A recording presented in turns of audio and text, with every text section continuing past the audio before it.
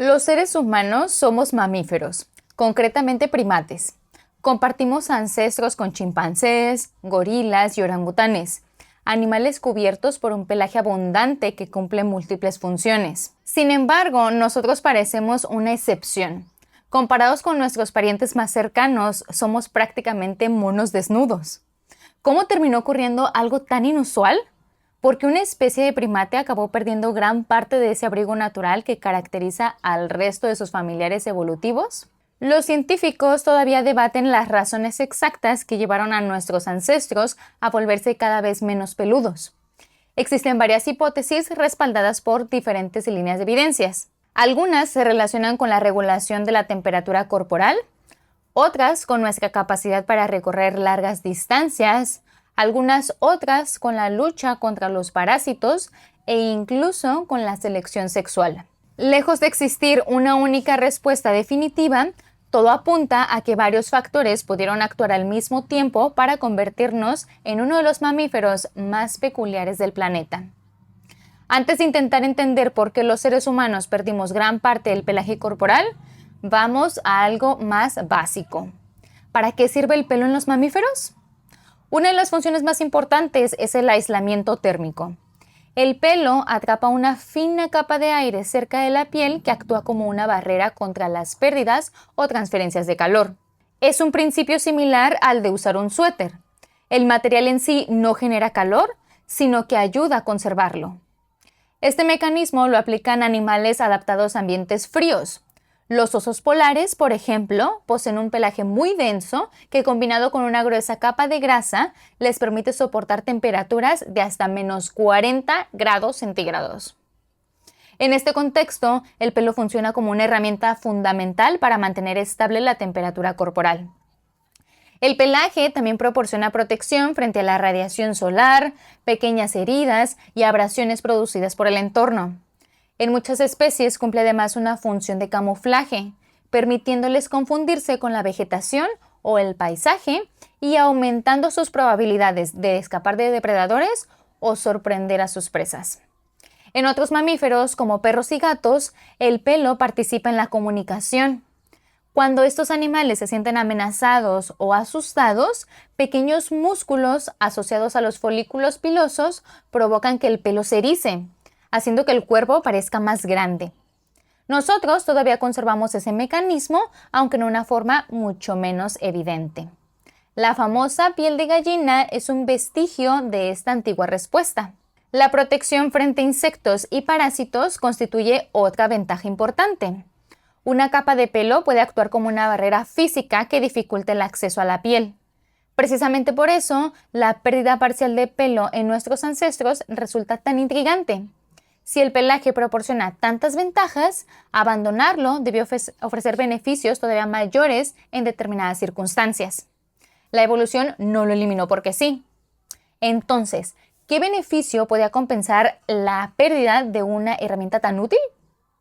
Una de las explicaciones con mayor respaldo científico está relacionada con un problema muy simple pero fundamental: el exceso de calor. A medida que los primeros habitantes del género Homo fueron abandonando entornos boscosos y pasando más tiempo en sabanas y paisajes abiertos, comenzaron a enfrentarse a temperaturas elevadas, radiación solar intensa y una actividad física cada vez mayor. Aunque resulta excelente tener un pelaje grueso para conservar el calor en ambientes fríos, también actúa como una capa aislante que dificulta la pérdida de calor cuando el cuerpo necesita enfriarse. Esto no significa que los animales con abundante pelaje estén condenados a sobrecalentarse, pero sí que deben recurrir a otras estrategias como jadear, buscar sombra o limitar sus actividades a determinadas horas del día.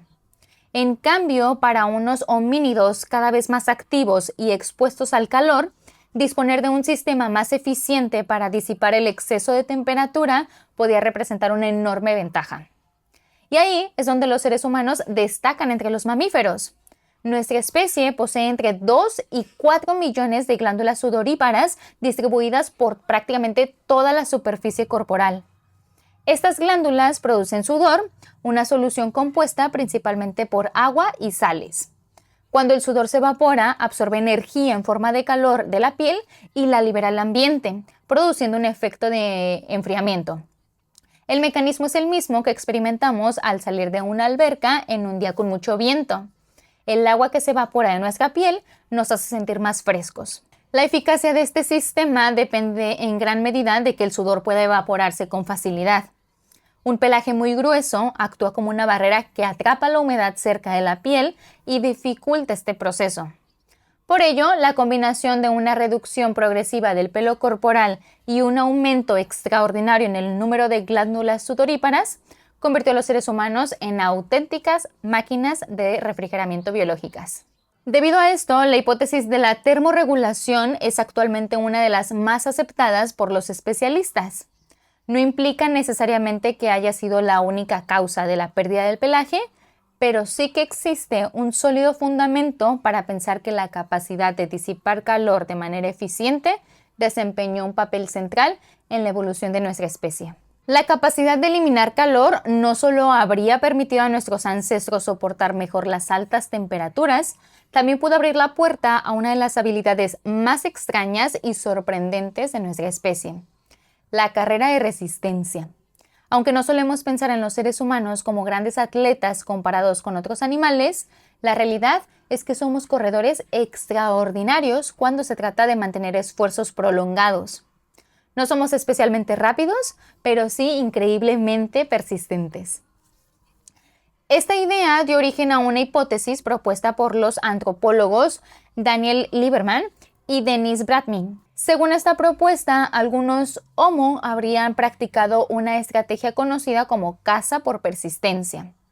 En lugar de intentar capturar a una presa mediante una persecución corta y explosiva, como lo hacen los leopardos o los guepardos, los cazadores humanos podían seguir a un animal durante largas distancias, obligándolo a correr repetidamente hasta llevarlo al agotamiento físico y sobre todo al sobrecalentamiento. A primera vista, esto podría parecer extraño porque muchos herbívoros son mucho más veloces que nosotros. Un antílope o una cebra pueden alcanzar velocidades que un ser humano jamás podría igualar. Sin embargo, esos animales tienen una limitación importante: la necesidad de regular su temperatura corporal. Gran parte de los mamíferos dependen del jadeo para disipar calor, pero esta estrategia resulta menos eficaz cuando el animal está corriendo a gran velocidad. Además, el pelaje dificulta la evaporación del calor generado por el esfuerzo continuo. Como consecuencia, llega un momento en el que el animal necesita detenerse, descansar y recuperarse. Los seres humanos, en cambio, poseen una combinación poco común de características: piernas largas, tendones elásticos, una postura bípeda que reduce la exposición directa al sol y, sobre todo, una enorme capacidad para enfriarse mediante el sudor. Gracias a ello, una persona entrenada puede mantener una actividad física moderada durante varias horas continuas. En algunas poblaciones tradicionales del sur de África y del norte de México, todavía se han documentado episodios de caza por persistencia, lo que demuestra que esta estrategia es viable incluso en tiempos modernos. La ventaja no consistía en correr más rápido que la presa, sino en ser capaz de seguir avanzando cuando ella ya no podía continuar. Esta hipótesis encaja muy bien con la idea de que una mejor capacidad para disipar calor pudo favorecer la reducción del pelaje corporal. Otra hipótesis propone que la reducción del pelaje corporal pudo haber proporcionado una ventaja mucho menos evidente, pero igual de importante: una mejor defensa frente a los parásitos. Durante millones de años, los mamíferos han convivido con pulgas, garrapatas, piojos y otros pequeños organismos que encuentran refugio entre los pelos y se alimentan de sangre o de restos de piel. El problema no es únicamente la molestia que producen. Muchos de esos parásitos actúan como medios de transporte capaces de transmitir enfermedades. Un pelaje abundante proporciona un entorno ideal para estos organismos. Cuanto más denso y largo es el pelo, más escondites ofrece y más difícil resulta encontrarlos. Desde esta perspectiva, un cuerpo con menos pelo podría haber facilitado la localización y eliminación de parásitos mediante el rascado o las conductas de acicalamiento. La idea es sencilla: es mucho más fácil encontrar una garrapata sobre una sábana que en una alfombra gruesa. Reducir el pelaje no eliminaría por completo el problema, pero sí podría disminuir la carga parasitaria y con ello el riesgo asociado a las enfermedades que estos organismos transmiten. Esta hipótesis fue propuesta por el zoólogo Mark Pagel y el antropólogo Walter Podle, quienes sugirieron que la selección natural pudo haber favorecido a individuos menos peludos porque soportaban menos infestaciones. El efecto podría haber sido especialmente importante en grupos numerosos, donde la transmisión de parásitos entre individuos se vuelve más frecuente. En este contexto, perder gran parte del pelaje no sería simplemente una cuestión de comodidad, sino una estrategia de higiene y salud. Sin embargo, esta hipótesis también presenta limitaciones. Los seres humanos seguimos siendo vulnerables a numerosos parásitos y otros mamíferos muy peludos han desarrollado mecanismos eficaces para controlarlos. Por ello, la mayoría de las investigaciones no considera que la presión ejercida por pulgas, piojos y garrapatas fuera la única responsable de nuestra pérdida de pelo. Más bien, pudo haber sido uno de varios factores que actuaron simultáneamente. Hasta ahora te he dicho hipótesis relacionadas con la fisiología y la salud, pero la evolución no depende únicamente de quién sobrevive más tiempo.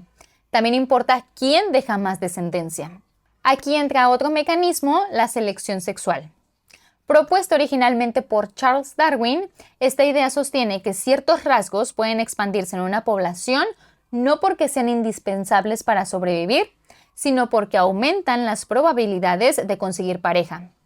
En otras palabras, la evolución no siempre premia al individuo más resistente, en ocasiones favorece al más atractivo. Un ejemplo clásico es la cola del pavo real. Desde un punto de vista estrictamente práctico, semejante estructura parece una mala idea. Es pesada, llamativa y dificulta escapar de los depredadores. Sin embargo, las hembras prefieren a los machos con colas más grandes y vistosas, de modo que ese rasgo se mantiene y se amplifica generación tras generación. La lógica es sencilla. Si un animal puede permitirse cargar con una característica aparentemente costosa y aún así mantenerse sano y sobrevivir, quizá esté enviando una señal de buena calidad biológica. Algunos investigadores han sugerido que algo parecido pudo haber ocurrido en nuestros ancestros. Una reducción del pelaje corporal habría dejado la piel más expuesta y visible, permitiendo apreciar mejores características con la salud, la edad o la presencia de parásitos. Un individuo con una piel limpia, libre de infestaciones, pudo haber sido percibido como una pareja más saludable y por tanto más deseable. En ese escenario, las preferencias sexuales habrían favorecido gradualmente a individuos menos peludos, amplificando el riesgo a lo largo de miles de generaciones. Esta hipótesis se encuentra entre las más difíciles de demostrar. A diferencia de las explicaciones relacionadas con la termorregulación o la locomoción, resulta prácticamente imposible reconstruir las preferencias sexuales de nuestros ancestros a partir de fósiles. La mayoría de los especialistas considera que en caso de haber participado, probablemente actuó reforzando cambios que ya estaban siendo favorecidos por otros factores. La naturaleza también está influida por las elecciones de pareja, por las señales visuales y por procesos que en cierto sentido recuerdan a los gustos y preferencias. La historia de nuestra especie no solo fue escrita por el clima y la necesidad de sobrevivir, sino también, quizá, por aquello que nuestros ancestros encontraban atractivo. Y si perder gran parte del pelaje corporal ofrecía tantas ventajas, ¿por qué no desapareció por completo? ¿Por qué seguimos teniendo cabello, cejas, pestañas y vello en algunas regiones del cuerpo? La respuesta es que la evolución rara vez elimina una estructura por completo cuando todavía conserva alguna utilidad. Más que borrar características, suele modificarlas, reducirlas o adaptarlas a nuevas funciones, como los brazos del Tyrannosaurus Rex, que ya tengo un video sobre eso. El ejemplo más evidente es el cabello. Aunque muchas veces lo asociamos únicamente con cuestiones estéticas, su presencia sobre la cabeza proporciona beneficios importantes. Actúa como una barrera frente a la radiación solar, reduce el calentamiento directo del cuero cabelludo y contribuye al aislamiento térmico de una de las regiones más sensibles del cuerpo, el cerebro. Las cejas también desempeñan una función. Ayudan a desviar el sudor y el agua de lluvia hacia los lados del rostro, evitando que lleguen directamente a los ojos. A esto se suma una función comunicativa muy importante. Las cejas participan en las expresiones faciales y permiten transmitir emociones complejas, algo especialmente relevante en una especie tan sociable como la nuestra. Las pestañas, por su parte, funcionan como una primera línea de defensa para los ojos. Actúan como pequeños sensores que detectan partículas de polvo o la presencia de objetos cercanos, desencadenando el reflejo del parpadeo antes de que algo alcance la superficie ocular. Además, ayudan a reducir las corrientes de aire y la evaporación de las lágrimas, contribuyendo a mantener los ojos hidratados. Otras zonas conservan vello por razones menos evidentes. El vello axilar y púbico aparece principalmente durante la pubertad y se ha relacionado con la reducción de la fricción entre superficies de la piel durante el movimiento. También se ha propuesto que estas regiones podrían favorecer la dispersión de compuestos químicos asociados con el olor corporal, aunque el papel exacto sigue siendo cosa de estudio. La pérdida del pelaje no fue absoluta ni uniforme. Fue un proceso selectivo, moldeado por millones de años de evolución, que eliminó lo innecesario y conservó aquello que seguía proporcionando ventajas. Después de recorrer todas estas hipótesis, podemos llegar a la conclusión de que probablemente ninguna de estas por sí sola explica por qué los seres humanos perdimos gran parte del pelaje corporal. La hipótesis con mayor respaldo fisiológico es la relacionada con la termorregulación. Una mejor capacidad para disipar el calor habría permitido a nuestros ancestros mantenerse activos durante más tiempo en ambientes abiertos y calurosos. A esto se sumaría una mayor capacidad para caminar y correr largas distancias, una característica que pudo haber sido especialmente útil en actividades como la caza por resistencia. Al mismo tiempo, una reducción del pelaje quizá contribuyó a disminuir la carga de parásitos y con ello algunos riesgos para la salud. Las preferencias sexuales también pudieron desempeñar un papel. Y por supuesto, todos estos cambios estuvieron acompañados por modificaciones graduales en genes relacionados con el desarrollo y las características del pelo. En realidad, no se tratan de hipótesis rivales que compiten entre sí, sino de piezas de un mismo rompecabezas. Y uno de estos cambios terminó produciendo un cambio importante. A partir de un primate cubierto de pelo surgió una criatura capaz de regular su temperatura mediante el sudor, recorrer largas distancias bajo el sol, modificar el planeta entero y sentarse frente a una pantalla y preguntarse ¿por qué está sin pelo?